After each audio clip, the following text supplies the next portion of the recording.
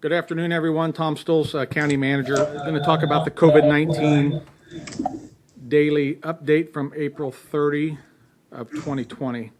We'll go over the numbers here very quickly, as we always do.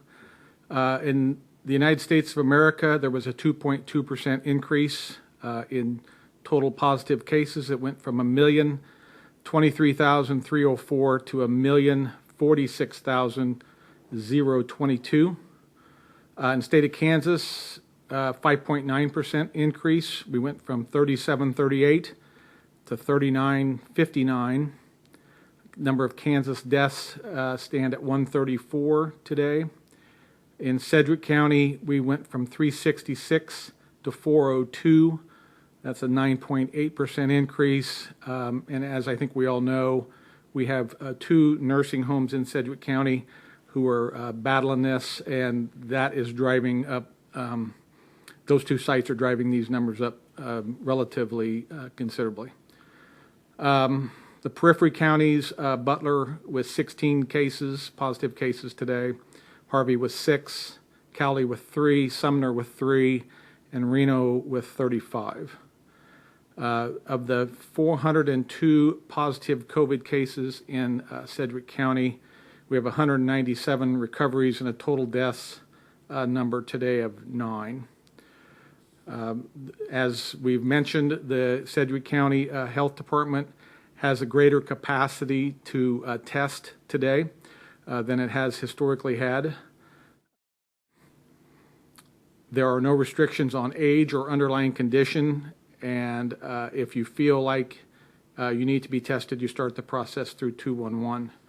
KDHE is reporting today that as of noon, there were 3,700 residents, Sedgwick County residents, who have been tested for COVID-19. And you can see that number, if you watch it day to day, is markedly rising.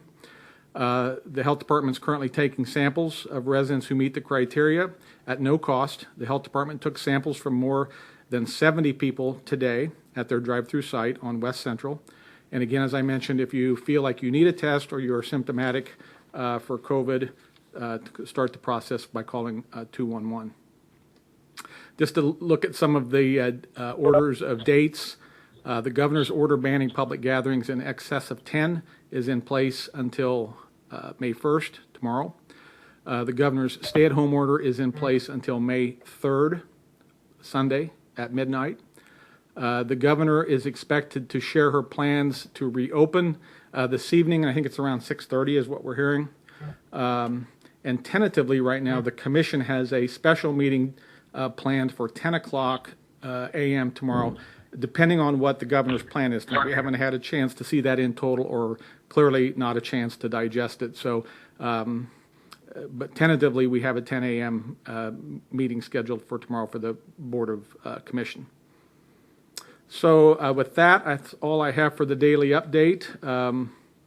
We will be back again tomorrow for the Friday update. Everyone have a good day. Thank you.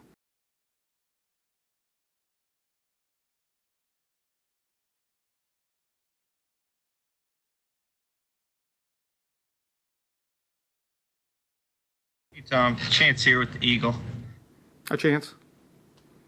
We have been getting quite a few calls here. I'm sure you guys get the same types of calls from, I guess, citizens who think there's information they're lacking, things like that. I just got off the phone with a 71-year-old woman who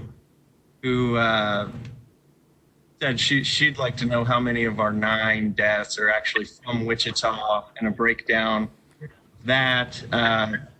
Is there movement being made on kind of the data that's being released and the information that we'll be able to get during this transition period here? Yeah. Let me answer your last question first.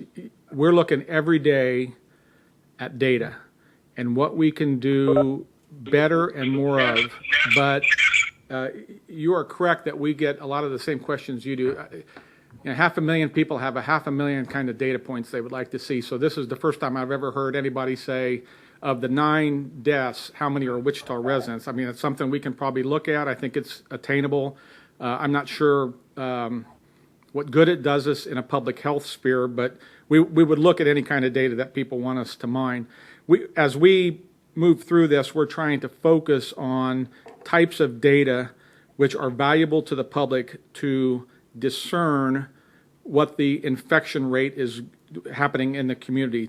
And we're always trying to focus on public safety so that the people that are citizens here can understand what's happening with the infection, the numbers, the clusters, the demographics, the symptoms as they change. We're always trying to focus on general public health guidelines and not so much in the weeds of what would this number be or what would that number be. If it has no public benefit to it, if it's just a curiosity number, we're having to generally just plow past those. I mean, we may get to that at some point. I mean, we'll dissect this thing every way of Friday before it's said and done. But as we're moving on the fly and why this is active in the community, and particularly as we're migrating now potentially to a reopening of the county and moving away from a stay-at-home order, we're really focusing on the kind of data that will help us manage that and will help the Board of Health manage that, Dr. Mins, and manage that as we move forward. So we're focusing on that.